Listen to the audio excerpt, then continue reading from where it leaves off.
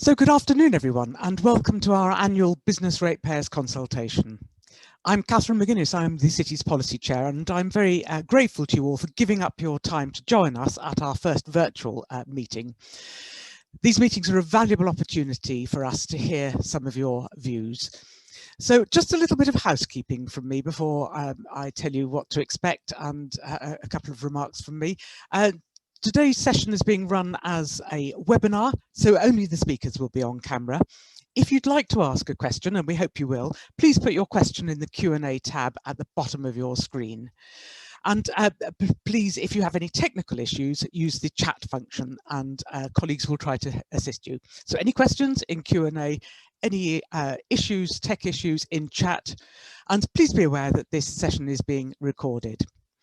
So just to give you an idea of how the session will run, after me, there will be an update from my colleague Jeremy Mayhew, the chairman of the Finance Committee, who will discuss the city's financial situation.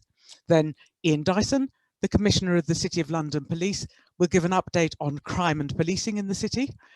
John Barradell, our Town Clerk and Chief Executive, will give an update on other key issues facing the city. And then finally, we'll have the opportunity to answer some of your questions. And before I hand to Jeremy, I'd just like to say a few words on COVID, on recovery, on competitiveness, and then on elections. And on COVID, clearly we're facing an unprecedented time, and this year began, as most of us really hoped it wouldn't, in the midst of another national lockdown. Over the past year, businesses in the city have shown extraordinary resilience and adaptability, but many of course, face significant challenges. Our focus throughout this time has been on supporting those businesses to the extent that we can. So we have been providing information and guidance, such as business webinars and advice on accessing finance.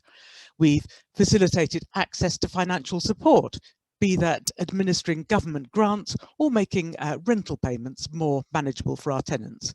And it has to be said that when it comes to government grants, we have had a very low allocation, so it has been difficult for us to give as much support as we would have liked, something which we are in regular dialogue, even now, with government to try to change.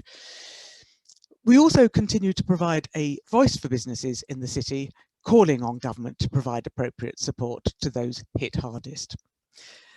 We know that businesses have put a huge amount of work into ensuring that their businesses are COVID secure. We too, in fact, have put measures in place so that when we're able to do so, we can welcome people back to the city safely. And that includes changes to our public realm to support social distancing and a pilot COVID accreditation scheme aimed at reassuring customers. We know that the coming weeks and months will continue to be tough. We know that we must all continue to work together to help bring down the rate of infection, and that means staying at home to save lives and protect the NHS. Because the sooner we get this virus under control, the sooner we can get the city back to some normality. And of course, we're thinking hard about what we should do to not only get it back to normality, but make sure that we all thrive once we can reopen. And we've set up our own recovery task force to ensure that the Square Mile remains a world leader. It will be focusing on 4 key dimensions: our world-class business ecosystem, our outstanding sustainable environments, our vibrant cultural offer, and how we can continue to attract the best people with the right skills and talent, how we can ensure that you and your staff are very keen to be back in the city and find it an excellent place to do business. As part of that work, we have a survey, and we would really welcome your thoughts on that survey, and I am hoping that a link to it will be posted in chat for you to see. The work of our recovery task force, alongside our new climate action strategy, will help us to build on the positive trends of recent months and to make the most of opportunities to build back better so that we remain an attractive destination for businesses. At the same time as looking at what we're doing for the Square Mile itself, we are very focused too on our competitiveness at home, but also abroad, with our Lord Mayor engaging in virtual travels rather than his usual physical travels, and generally with our work on promoting the UK's financial professional services to the world.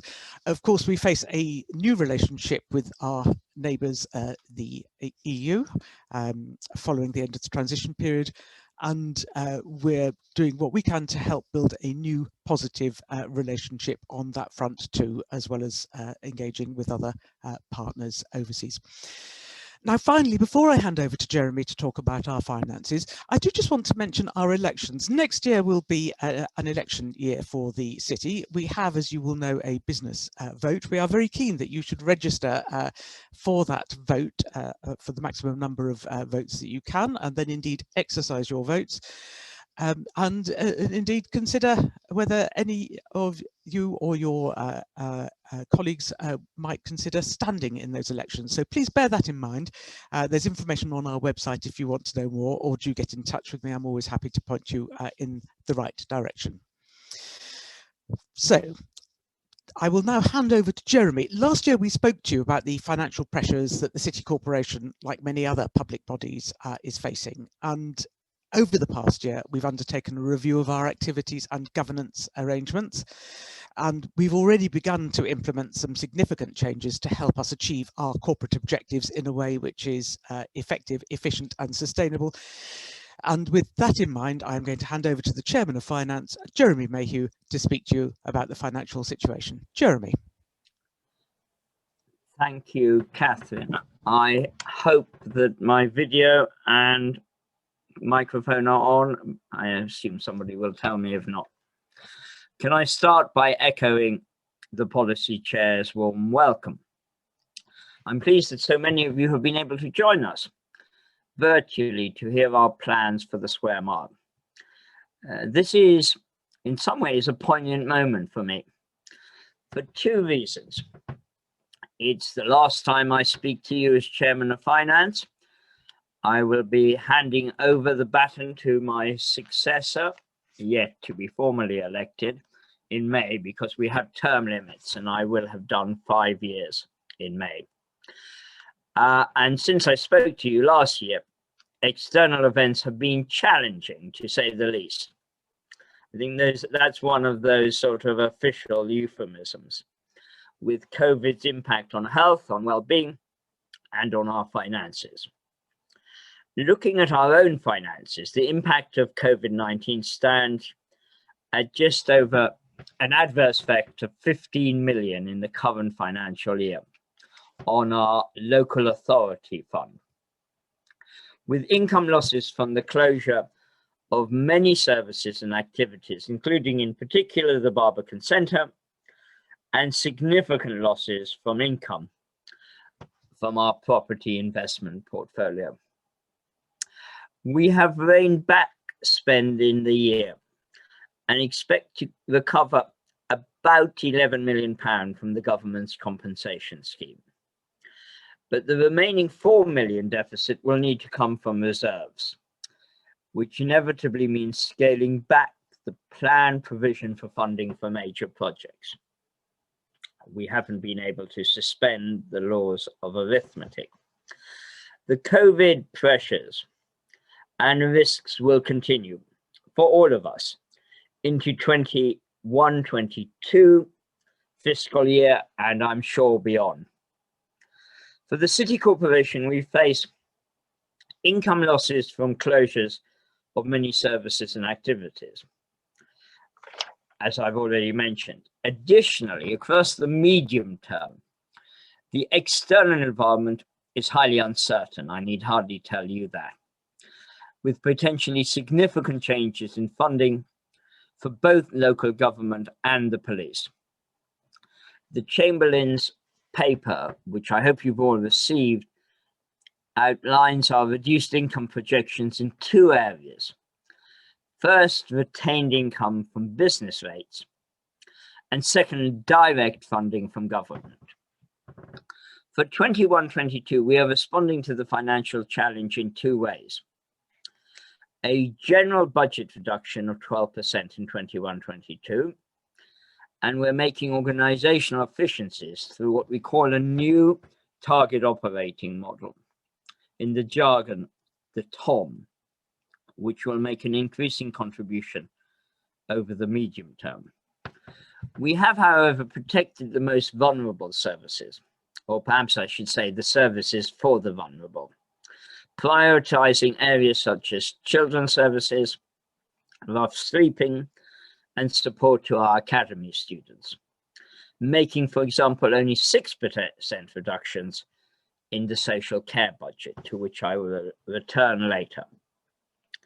Over the next year, we will focus on making the organizational efficiencies I've already mentioned, as well as improving how we prioritize our resources, to ensure, one, that we are spending on the key priorities, and two, that our plans are sustainable in the medium term. Sustainability is indeed a vital watchword. A word of caution. This is probably for my colleagues as much as for you.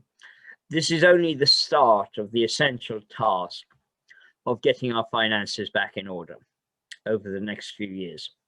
More, I fear, will need to be done. That said, when I hand over responsibility for our finances to my successor, I look forward to having in place agreed plans and measures to enable us to have improving and robust finances, critically ensuring for the medium term that our financial position is sustainable.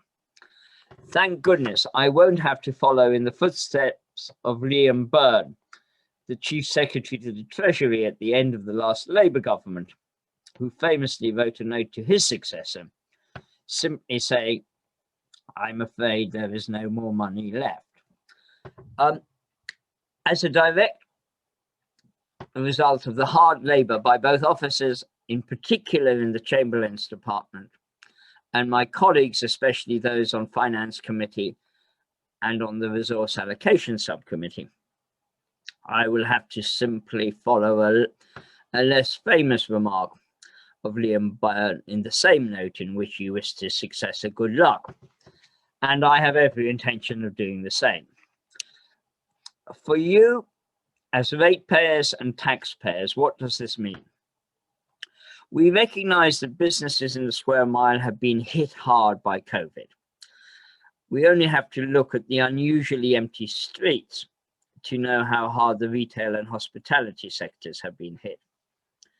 Given the gloomy outlook for many businesses in the city, we plan to do what we can to assist city ratepayers. Increase in the uniform business rate are outside our control, as they're determined by the application of inflation indices by central government. The business rate premium in the city is within our control, and we are currently minded not to increase the premium in 21-22, retaining the premium at 0.8p in the pound, which is what we set last year. I would also like to highlight the support we have provided on behalf of central government to businesses. I hope you now have a slide up. We have paid out £130 million in rate relief in 2021, in this financial year, to 2,300 businesses in retail and leisure sectors who are paying no rates. Actually, we've distributed to wider than that, but the biggest focus has been those sectors. And we're supporting SMEs. We have administered over £20 million in government grants, and we also continue to administer what are called national restriction grants. In the last 10 days, 425 businesses have received payments for the Tier 3 schemes, and Tier 4 schemes are now being paid automatically without the need for a further application form. I hope that's a good example of cutting bureaucracy. Unfortunately, the city, as the policy chair has already mentioned, has only received a small amount of discretionary funding, actually only 281,000. and this is insufficient to allow the city to administer a separate scheme. So we have rolled the funding into the Tier 2 open scheme and extended the support to include some retail and medical businesses. As Catherine has already mentioned, we have been lobbying government to increase support for our businesses. Turning to local government services to residents, and I feel strongly about this as somebody who represents one of the 4 residential wards. I mentioned earlier that we felt the need to protect social care spending from the full impact of a 12% reduction. The government has permitted, as in previous years, an adult social precept of up to 3%, which we will probably levy. Levying a 3% social care precept would raise about £200,000. This broadly equates to the 6% of the budget for adult social care and old people services. That is the amount of savings that we would avoid by raising the precept. So, to explain further, if you are a band D council taxpayer, which is the normal middle band that we use for benchmarking purposes, the 3% levy equates to £43.30 annually, or £3.61 per month on your tax bill. So at this month's Finance Committee, I will be recommending this 3% social care levy, but I will also be recommending that we do not this year increase the core council tax. As you have heard from the policy chair, the city has ambitious plans to build back better, and we are continuing to develop our plans, namely to move the Museum of London to a new site in Smithfield, which should help regenerate the northwest corner of the city, and to build a new headquarters for our police force in the combined courts building, very necessary given the poor state of repair of some of our current buildings. The new police and combined court should help strengthen our hand in the fight against economic crime, about which I expect you will hear more from the Commissioner, and reinforce London's position as a world-leading centre for legal services. These plans have significant benefits for businesses, for residents, and for workers in the city, but they come with significant price tags. The Finance Committee and the Policy and Resources Committee have together worked to strengthen the way we reprioritise existing budgets. And they have been much more rigorous, I would say, than previously in deciding which building and infrastructure schemes we undertake. You'll see from the Chamberlain's report that across the medium term, budget deficits before mitigation are forecast to peak at 12.6 million in 22-23 next year, and although reducing to 8 million by the end of the period, still pose a potential threat to the financial stability of City Fund, that is to say, the local government budget. There is still some way to go in bridging the gap, and in future years, I fear tax increases may need to be considered. I do not take tax increases lightly. My own electors and my committee know that I am instinctively a low-tax politician. However, I believe the use of the social care precept is completely justified to protect our social care services from the cuts we might otherwise need to make.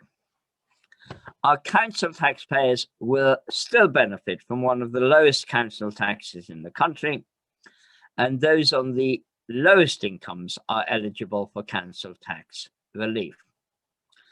I can assure you that we will not let up in our drive to deliver efficient and cost-effective services. Having heard the extent of the challenges facing us. And in the light of today's meeting, I hope you will support the following taxation proposals for the coming financial year. An adult social care precept of 3%, a freeze in our council tax, and retaining the city's business rate premium at 0.8p in the pound. And now I turn over to the Commissioner.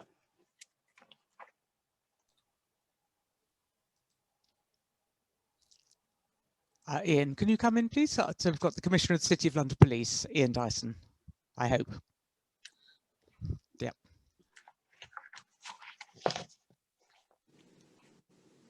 Thank you very much, Catherine and Jeremy. I hope everyone can see and hear me. So good afternoon, everyone. Thank you very much for taking the time to come into this seminar or this meeting. I want to cover three things in my session briefly. One is about an overview of policing the city during the COVID situation. Secondly, just to talk about some of the priorities that we have and what we're performing, how we're performing against them. And thirdly, just a little bit about the future. So policing the city during COVID, it has been a challenge, as you would expect. I'm one of those organisations that does still need to make sure that a significant number of my officers still come into work, and we have done that throughout the period. Sadly, we did lose an officer early on in the crisis, which was a bit of a blow to us. He was a long-serving city officer, but thankfully that has been the only person that has died from the police force during this period. We've had peaks and troughs of sickness, as you would expect. Policing can be at times a sort of a contact profession. We do need to engage with the public. We do need to work sometimes as a team, and that has had an impact. And we've worked really hard to manage our business at the same time as observing and respecting social distancing and protection for our officers and the public. Yes, the numbers are lower in terms of footfall through the city, but we are still a community that requires policing services, whether it be the staff that do come into work in the city, it's the residents, it's the security staff, it's Barts Hospital, etc. So we are still out there protecting the public and also ensuring where possible that compliance with the regulations is made. I'd also point out, and it is important, that the CT threat to the city remains the same now as it was before lockdown and during lockdown. You only have to see that last year a woman was convicted in prison for plotting to plant a bomb in St Paul's Cathedral. We do remain a target-rich environment for the terrorist, and that is a real focus of our efforts and activities over this COVID period. There is always the challenge of protest. Thankfully, we haven't seen any major protests in the city. They have been mainly in Westminster. We've been supporting our Met colleagues in that. But nonetheless, we must be prepared for and anticipate that we may get protests, particularly as the restrictions continue, the vaccines are rolled out, and we start to see publicly that maybe the infection rates are dropping. There will be this impatience, I think, to return to normality. We are absolutely working along the guidelines that National Police Chiefs Council has laid down around how we enforce lockdown, despite the many changes that we've seen over the period to the regulations and restrictions. And those are effectively 4 E's. We engage, we explain, we educate, and we only enforce if all of those 3 other options are not complied with. And what that means is that, just to give you an example of that, during this whole period since March of last year, we have used our powers 190 times in the city. That's effectively a direction to cease doing something or a direction to return home. It's not a fine, it's the stage before enforcement. 190 times in the city to people, and we've issued 76 fines. That is where people have refused to comply with the directions given by the police officer. Now, those use of powers is scrutinised regularly by the Police Authority Board. to make sure that we are appropriate in our use of the powers, we are proportionate, etc., etc. So that remains a significant piece of business for us. The other responsibility we have, which I think many of you are aware, is that we are the National Police Force lead for economic crime and fraud. Fraud is now the single biggest crime type in the United Kingdom, according to the British Crime Survey, and we are responsible for national recording and reporting of fraud, and we have the National Fraud Intelligence Bureau. Those bits of our business have been as busy during lockdown as they ever were. In fact, in the early stages of lockdown, we saw an increase in the amount of reporting of fraud, and that trend has continued. We saw a blip and it dropped during the sort of summer and into the autumn. But to give you again a flavour of that, April 2019, so sort of an average month before COVID hit, we were seeing between 28 and 30,000 reports of fraud into our national reporting service per month. Now, January, we saw 35,000. So the trend is upwards and that is continuing. So we have a big responsibility on behalf of national policing around that. What we saw is fraudsters are using COVID as an excuse for committing fraud. So, for example, they will be selling online things like gels, personal protective equipment, all fraudulent, probably don't exist. And we saw them using that as their sort of methodology rather than other types of products online. But what we're seeing now is also fraud related to the vaccine. We've had 26 reports of specific fraud to date, which doesn't sound very much, but that doesn't take into account what is the main sort of methodology for the criminal now for around vaccine fraud, which is all the email spams that are being sent. And I would encourage everyone to be really cautious if you get an email offering a vaccine or anything to do with the vaccine program. The NHS has a very robust program of rolling it out, and be wary of unsolicited emails that offer you something different, particularly if there's some expectation of payment. And we did arrest recently and charge somebody who was allegedly taking money from a 92-year-old for administering a vaccine of some description. So we are very much proactive, working with other partners to make sure that criminals don't profit from this particular crime type. Let me just move quickly to some of our priorities. I won't go through all of them in detail because of time, but just to say, unsurprisingly, we have seen within the square mile a sort of headline reduction in overall crime of about 48%. That's the financial year to date, so sort of April to April. That's not surprising given that the numbers of people in the city are significantly lower.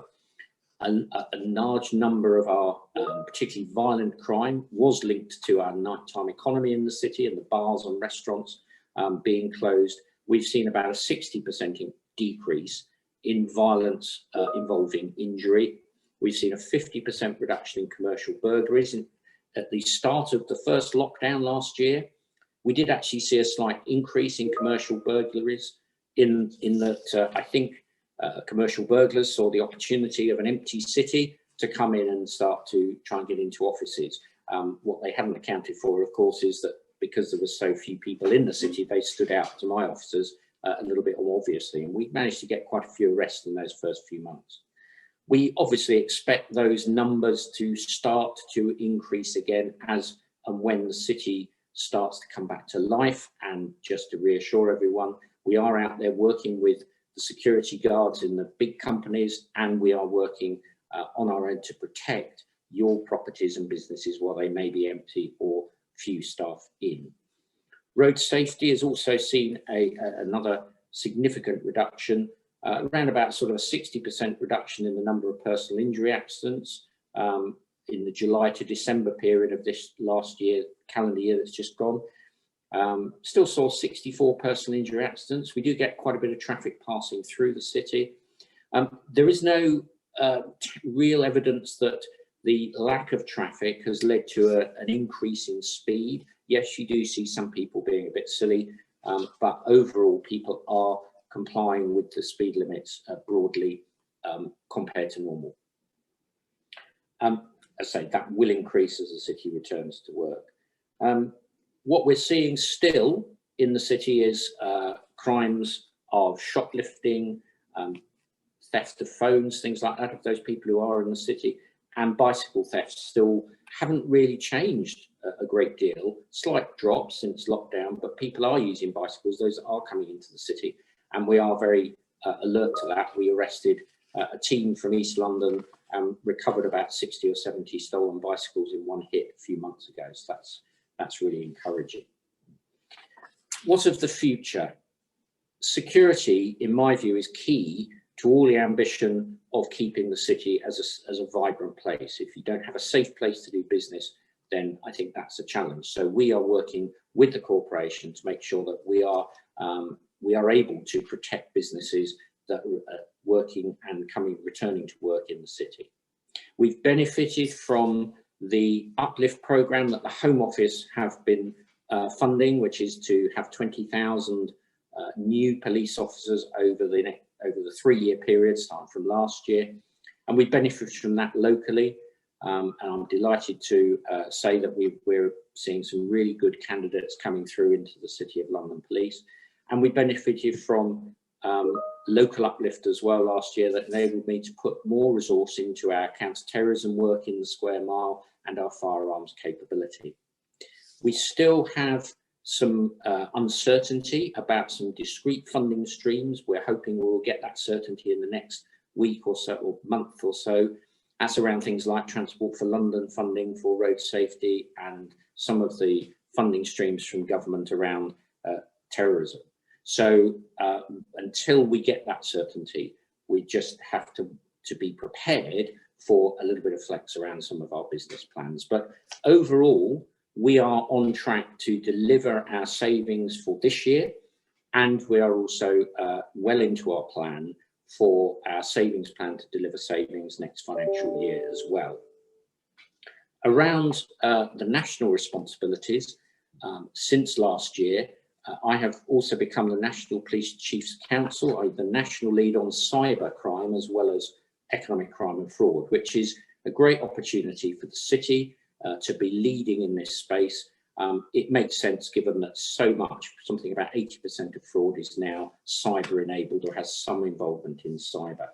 And that's enabled the Home Office to fund us to the tune of an additional number of officers, about 30, not specifically for the square mile, but to work across national policing on preventing fraud, which will benefit both businesses and the public.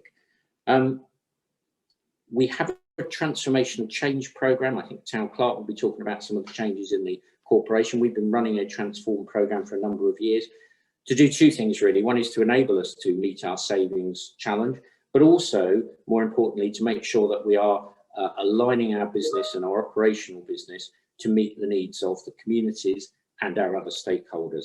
So we went live with one of the early iterations of that at the end of last year, which is a local policing model, named chief inspectors responsible for a geographic area of the square mile. It's to provide that very clear link between yourselves and us. I think at times recently there's been sort of a lack of certainty of who do you need to contact if you have a particular issue. That certainty is now agreed, and they are building their teams and their capability at the moment, and that will benefit both business and resident. And finally, we have also just launched our equality and inclusion strategy.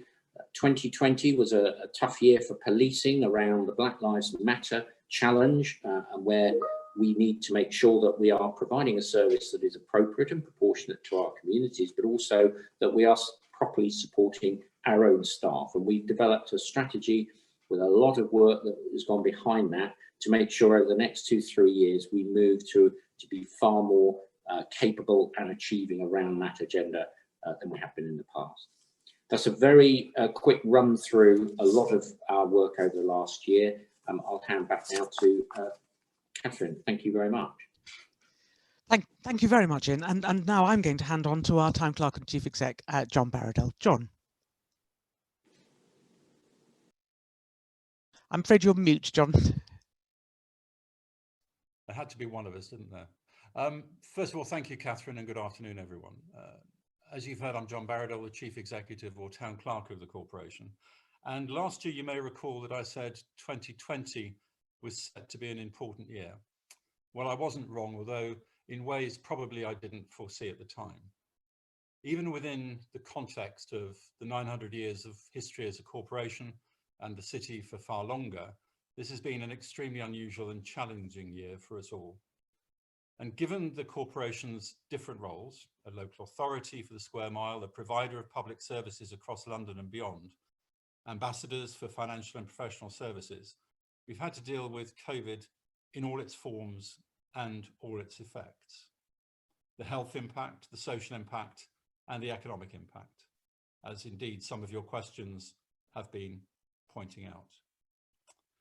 In many ways, we know the greatest challenge lies ahead, as we as an organisation and a place have to focus on our shared recovery and ensure that London emerges from this period better than before, the build back better, as it's commonly called. Now, vital to ensuring that the corporation is operating efficiently, functioning effectively and remains fit for purpose in the medium to long term, we've commenced, as the Chair of Finance has said, implementation of the corporation's target operating model. This is essentially a restructuring of the organisation to deliver financial savings, to achieve a balanced medium-term financial plan, and to deliver a range of benefits to make sure we're equipped for the immediate and the long-term external challenges we know we face ahead. So what does it mean? We'll seize opportunities, we'll build our internal capabilities, we'll transform and strengthen our enabling services, and we'll realise our benefits and collective value. And through this programme, we'll deliver a set of ambitious projects designed to benefit not only the square mile, but London and the UK beyond. John, can I just interrupt you a second? Some people are having trouble hearing. I'm not, but if you could perhaps speak a little louder or something. There appear to be a couple of participants unable to hear. I will try, Catherine. Hopefully that's a little bit better. I'm not known for my quiet voice. Having muted, maybe that was the problem. So let's look towards the future of the city then. The city's always shown remarkable resilience and ability to adapt to the extraordinary challenges and circumstances it's faced. However, the challenges that we now face are both short and longer term. The short-term challenges relate to the continued absence of a number of workers within the city. Most firms continuing to encourage remote working, leaving shops, hospitality and cultural venues empty. The longer-term challenge is even more significant. If substantial numbers of workers move to a more flexible model of working, splitting time between home and office, what does that mean for the city as a place for business? As Catherine mentioned earlier, this is why the Recovery Task Force has been set up and plans for reopening are so critical, and will work to deliver the priorities and recommendations from our London Recharged report to ensure that the Square Mile is the world's most innovative, inclusive and sustainable business ecosystem, an attractive place in which to invest, to work, live and to visit. But let's be clear, businesses still want to be in the Square Mile, albeit the Square Mile may look and feel different. And we don't underestimate the challenges, but our fundamental strength remains openness and global outlook, enterprise and an excellent business environment with a skilled and entrepreneurial workforce. Now, the last year has been a balance of hardships and achievements as we've adapted to new ways of working. That includes the launch of our climate action strategy. And I'm very proud that we've also entered the top 50 firms for the first time in the Social Mobility Employer Index. That's giving opportunities for those that don't necessarily have those opportunities to work in firms, in institutions like the city, and to promote their achievements and their success. This includes us delivering against our corporate aims and includes contributing to a flourishing society. That's ensuring the city is welcoming to all, workers, residents and visitors alike, through virtual offerings. So the city continues to be a place where commerce and creativity have thrived side by side, keeping our streets safe, as you've heard from the Commissioner, providing social care, supporting our residents and businesses and maintaining access to open spaces. And to address chronic issues, not only in the city, but London and the UK and beyond. particularly in the context of exacerbated inequalities from the pandemic. Issues like rough sleeping, working with our outreach partners, Thamesreach, and establishing an assessment centre to ensure a rapid response and rapid route away from the streets. And in addition, as you've heard, to the reinvention of existing services, we've launched new ones, such as a City Wellbeing Centre, an innovative project providing therapeutic support to those living and working in the city who are suffering from mental ill health. With a wide range of programmes of work that seek to promote the city as a world-leading business and a renewed focus on competitiveness, collaboration and innovation. All of this underpinned by an extensive programme of engagement, working with key international markets to attract investors and investment to London, including, it have to be said, virtual visits to the United States, to the Gulf, India and China. It's certainly a way of reducing jet lag. We'll continue to develop and bring new talent to London's workforce, ensuring access to opportunities, skills and employment. And finally, through shaping outstanding environments, we have an opportunity now to look at how we do things, and in a phrase we've heard time and time again, build back better. This has never actually been more important, and climate action is, of course, a critically important part of that. We'll be dedicating more street space to walking and cycling, with rider pavements, new parks, and the installation of flood-resistant road surfaces, and seeking to help businesses, workers and visitors, and giving confidence to continue to work in or return to the city while the need for social distancing remains. And finally, if I can thank you for your time, and I and the team of officers also on the call look forward to questions that you've been putting in the Q&A box, and please, I'd encourage as many of you to do so as you can, and we'd like and look forward to working through those. And now back to you, Catherine. Thank you very much, John. Thank you very much, John. So now over to questions. And incidentally, if anybody didn't hear John, we will be posting the recording as soon as we can. Hopefully you can pick anything up from there. On the questions, we've had a number of questions. First of all, on the rate position that Jeremy outlined. Caroline, do you want to come in on those questions? When the change will be affected and what it means in terms of bill? Thank you very much, Catherine. So with the business rates itself, the proposal is that we free the premium element of it, and that's subject to Finance Committee and then court approval. On the actual part of it that Jeremy referred to, where the government decides, they've said they'll maintain. So all things being equal, the business rate should stay the same. One caveat on that, which is about the government support for the retail and hospitality sector. So there was full rates relief this year for that sector. We are not sure yet whether that will continue to 21-22. So the government has given no assurance at the moment of that, but we await further guidance on it. So the approval will come through on the 4th of March as to the decision that's made on that. There was also a query from Brian Cotson, a small business, not in the leisure and retail sector, saying what sort of support is available in that situation. Well, the central government support is only for the rates bill in the retail and leisure sector. As Jeremy mentioned, there is a small amount for the discretionary scheme. So I'd encourage you to get in touch on that one. We will be sending out applications shortly. It does cover SME medical businesses, so that looks promising if the rateable value is less than 150k. But on that note, I'm going to invite Phil Black to come in on the discretionary scheme.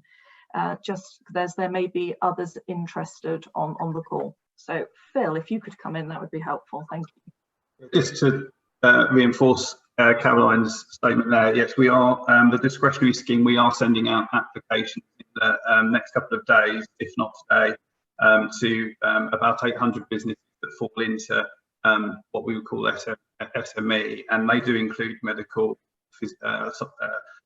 physiotherapy and those sorts of businesses, also news agents and other businesses that haven't had any support through the grants because they haven't been mandated to close at this stage.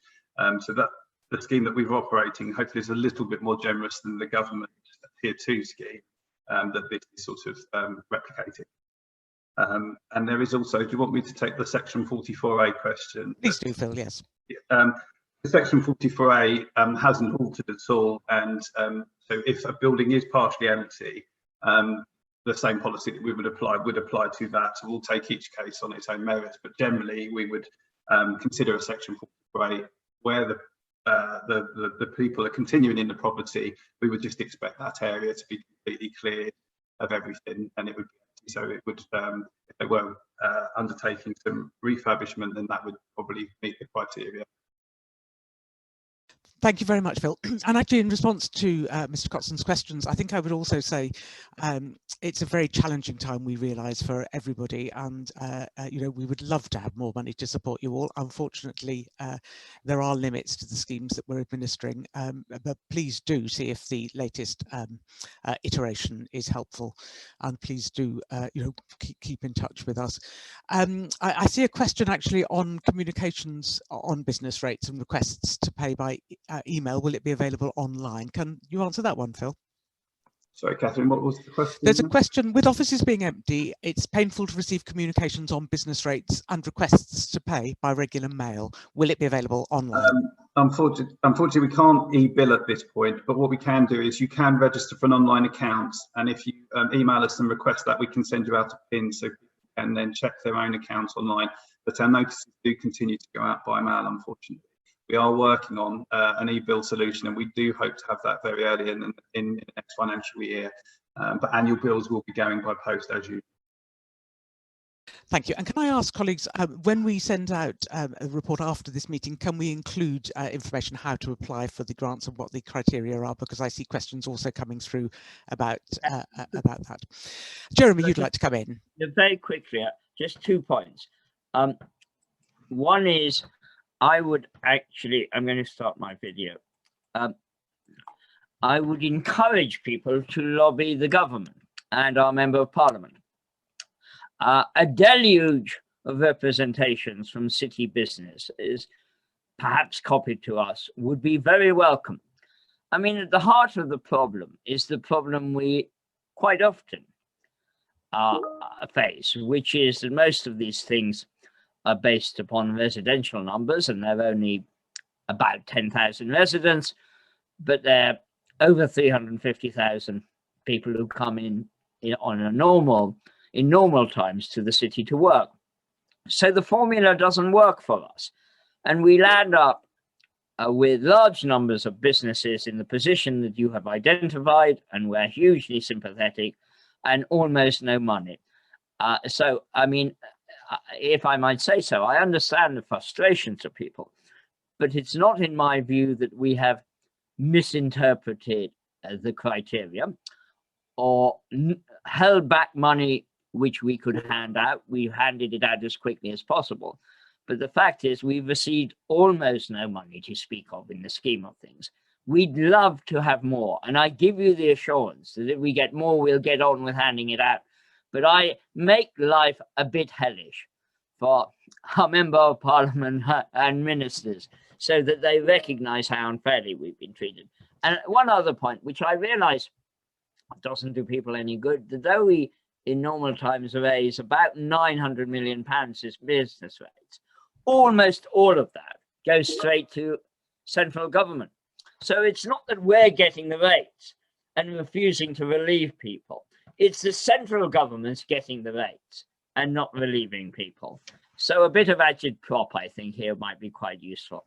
It would be very helpful, and indeed we've been lobbying relentlessly, I would say, together with partners, not only our MP, the Minister for London is aware of our problems. We've been speaking with the central London, other central London boroughs, but your voice, ratepayers, would be additionally helpful. So please do contact the MP. Right, I'd like to move on to the question of startups. We've got a question in the chat box around what we might be doing to encourage smaller businesses and startups, particularly in the tech sector, to come into the city. I'm going to ask Damien Nussbaum, our Director of Innovation and Growth, to come in. Damien. Thank you very much indeed. So this is a really key area for the dynamism of the future of the city. As you'd expect, we follow pretty closely what the figures are, and the current picture is mixed. Last September, we saw a big spike in business dissolutions and liquidations, coinciding with the end of CBILS support. But for the rest of the year on year, both before September and after that, the number of dissolutions has actually been far lower than the number in 2019, rather surprisingly. On the other side of the equation, new business registrations in the immediate aftermath of the start of the crisis a year ago were down 40%. Since then, they recovered, and they haven't actually been far off 2019 levels for the rest of the year.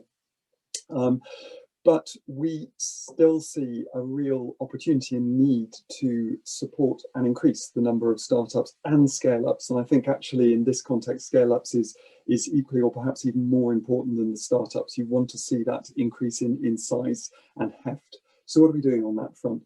We work with investors wanting to come to the UK with London and Partners and the Department of International Trade.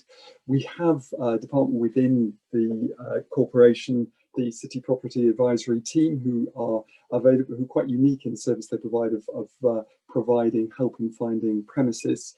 We work in terms of finding talent and skills, and that's been one of the areas that has come back to us most strongly, the strength of talent and skills, the need of access. So we work with the Financial Services Skills Commission, also work on sustainability and social mobility that we've just launched with government. We have work around tech and fintech, so we're supporting with Innovate Finance the Khalifa review, which we'll be reporting very soon on how we can increase tech and fintech. We're working on sustainable finance for sustainable companies, and indeed how to support net zero. And finally, I would say if there are specific ideas about how we can take this work further, please do respond to the Recovery Task Force. The link is in the chat box. Thanks very much. Thank you very much, Damien. And yes, please do respond to that and let us know what would help you. We've got some quite specific questions about traffic issues. We've got a question about e-scooters, which I think the Commissioner will answer. I hope he will. Ian, can I get you back, please?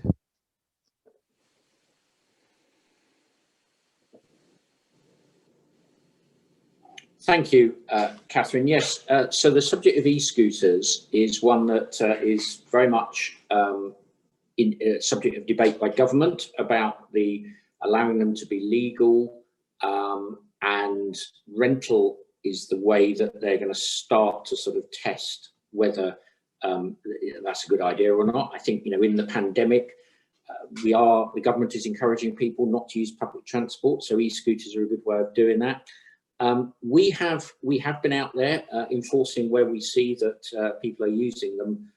But again, I go back to we're doing the 4 E's so that we're not just sort of going straight in and seizing them. We are working with the corporation around looking at options around a sort of rental scheme around e-scooters within around testing and licensing them for hire. So we are looking at a number of options in line with government. What I would say is, I talked about the road traffic accidents statistics earlier.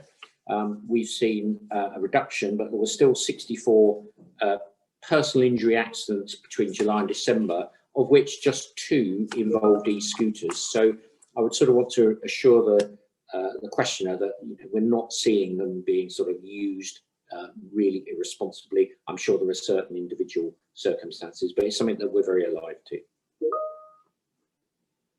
Thank you very much, Ian. And before you disappear off camera, we've also had a question about action fraud, and I wonder if you could give us an update on that initiative.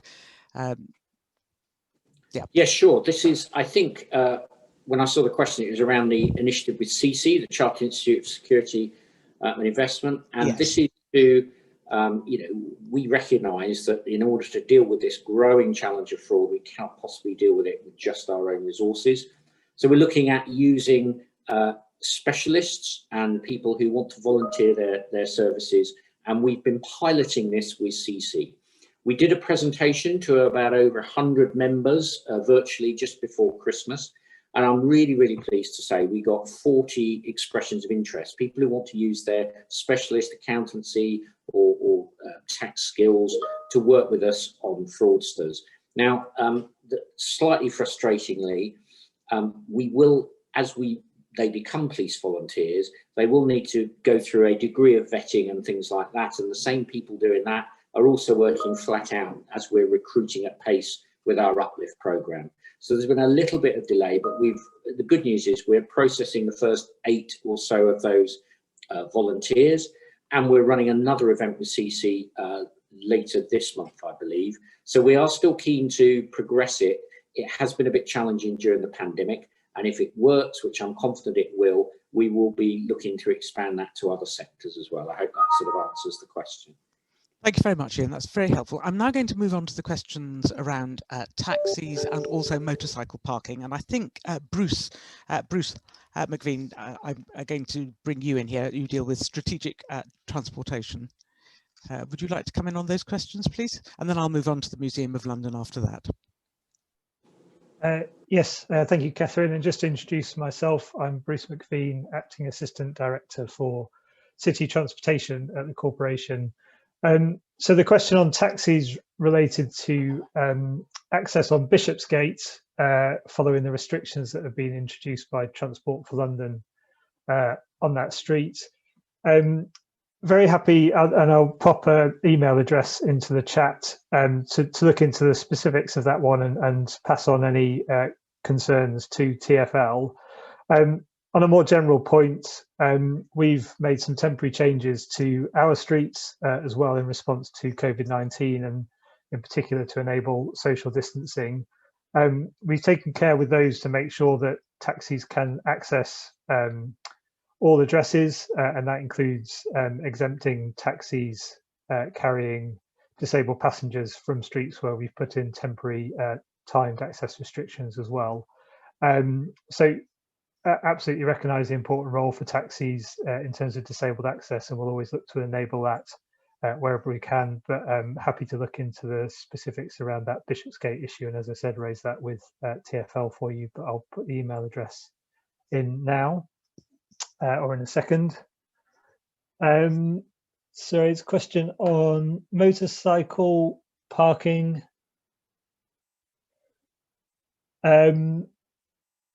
Again, yes, happy to look into the details of that particular location. We're always happy to review parking and make sure it works for everybody as well. But again, if you could just reply or send details of your shop and your location to the email address that I'll put in the chat now, then I can follow up on that separately. Thank you. Thank you very much, Bruce. And then on the Museum of London, Peter Lisley, would you like to come in, please, Peter? Yes. Okay, thank you, Catherine. Yes, just a quick update on the Museum of London. The Museum of London achieved planning permission last year, and now we're working closely with the museum project team to work through what works need to be done for the new museum in West Smithfield. If you're in the city or the next time you're coming through the city, you should see our works already underway on dealing with issues on the poultry market roof. And over the next few months, we'll be starting a package of work to address structural issues in the general market to the west of the site, which has suffered over the years from water damage. Thank you, Catherine. Good, thank you very much. And next, I think we've got some remaining questions about rate and rent relief. Phil, do you want to come in? There's a particular one. Oh no, it's Peter Young. Excuse me, everybody. Peter Young, I think we have had a question about why some tenants are getting rent relief and others may not seem to be. Good afternoon, everybody, and thank you, Catherine. Peter Young here from the City Surveyors. Yes, we've got over 1,000 tenants, which we've been obviously working with quite closely over the last 4 quarters in terms of what support we can give them to carry them through this COVID period, which we appreciate has been very, very difficult. The specific question relates to our housing revenue account and those tenants at the Middlesex Street estate, where members have considered what support they can give within their budget. And at the moment, that rental support has been in deferral of rents, but we would encourage individual tenants to approach us as landlords so that we can understand their circumstances much better and see what support we can offer going forward, because we appreciate we haven't come out of this pandemic yet. Thank you. Thanks very much. So the real message is please keep in touch with us. Please, please contact us. So, I have a question around footfall, whether we're monitoring footfall back into the city. Damien, would you like to come in on that one, and when we're expecting a return?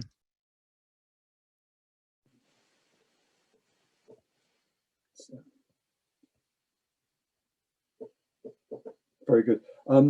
Yes, very happy to. And Peter Lizzey may also want to come in on this one from the sort of goal group angle.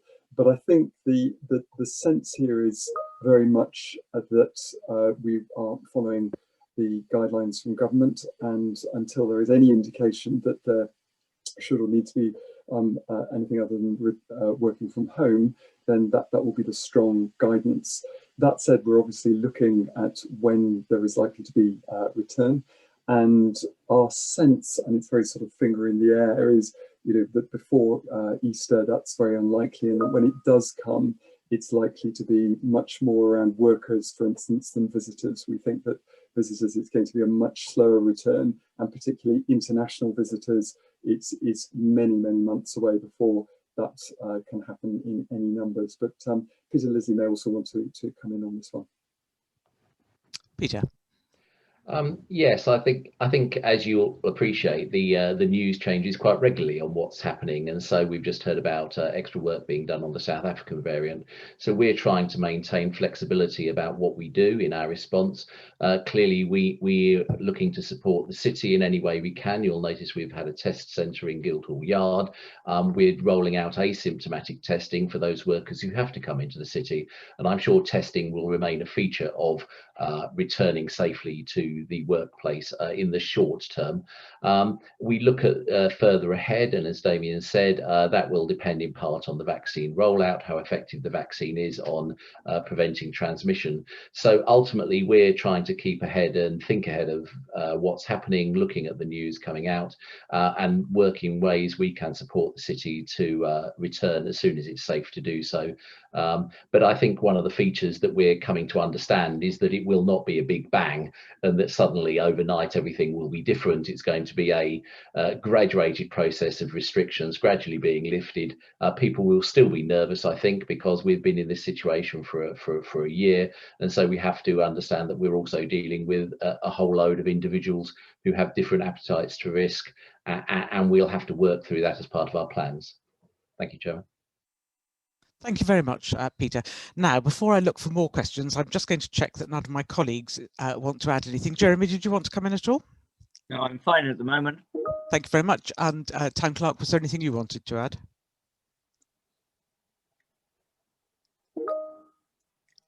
I assume not in that case. I have a few more questions about the Museum of London and what happens if they don't raise their fundraising. I have to say that at this moment we are pressing on with the museum. We are expecting it to happen. There are of course challenges to meet, but we are expecting it to happen. Very happy to discuss further if you want to contact me. Do I have any other questions, Claire, or anyone to prompt me with?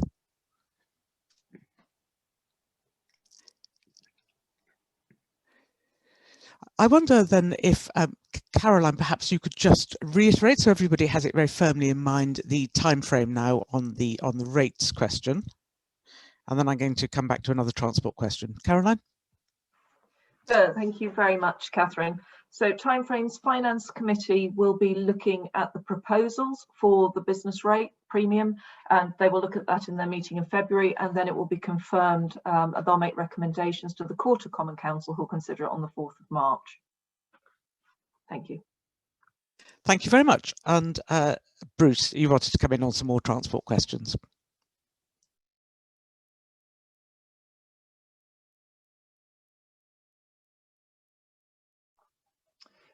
Yes, thank you, and some great questions coming in.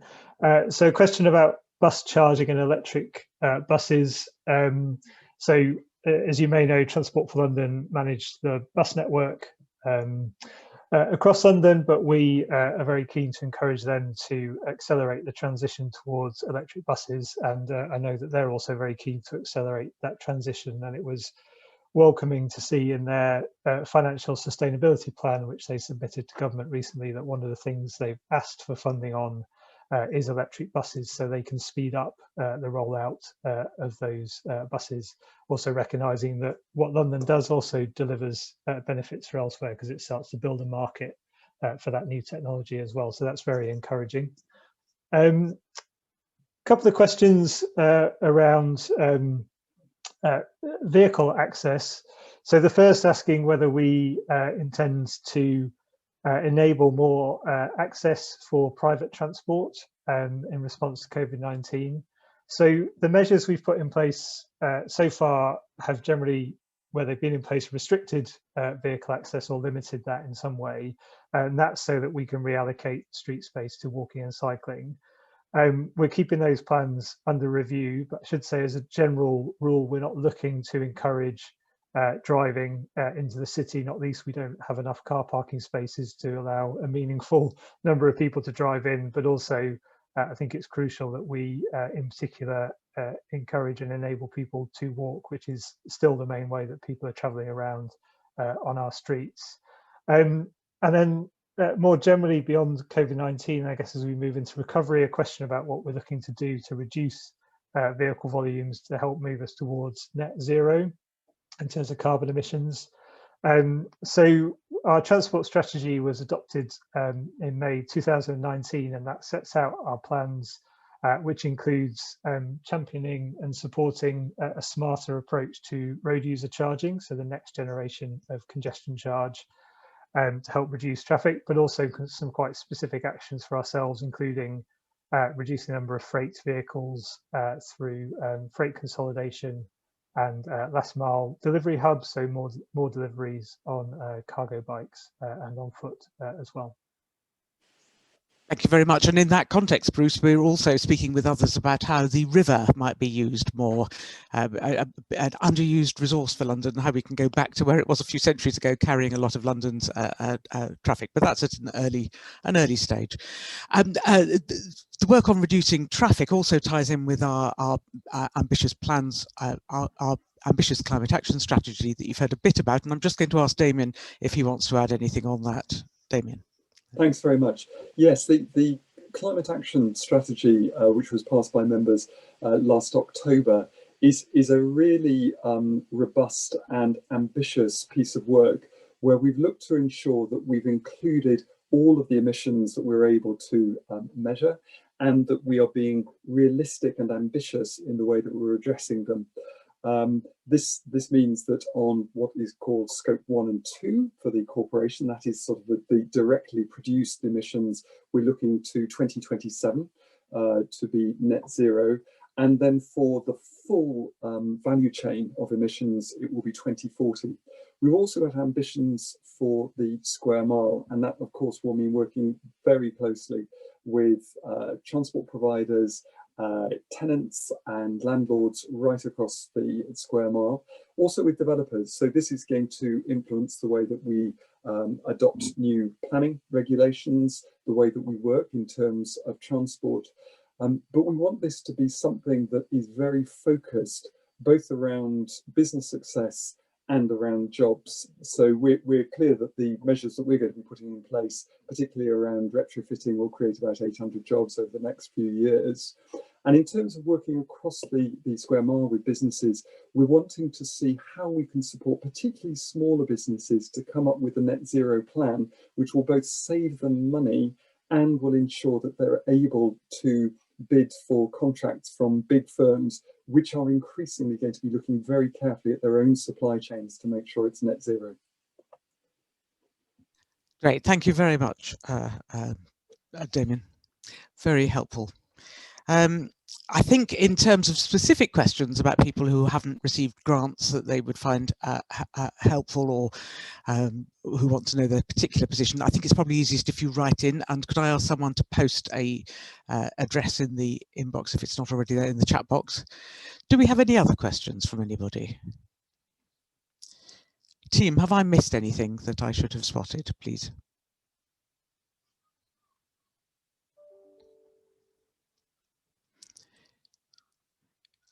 So it doesn't look as if I have. We will be picking up all the questions and covering them in our follow-up. I just want to check again, Jeremy, if you have any final comments to make. I don't think so. In that case, I would just like to thank you all for spending the time to come and join this session today. I do realise this is a very challenging time for many of you, and indeed for us. You know, we will do what we can to help. Unfortunately, it can't be everything, but we will do what we can. And please do keep in touch, and best wishes and keep safe. Sorry, Jeremy. My mute button. I would simply say thank you and really urge people to lobby our MP. Yeah, indeed. Good, thank you very much. Let's hope I'm sure we will be in a happier position next time we talk to you, and we look forward to doing that again. Thank you all very much.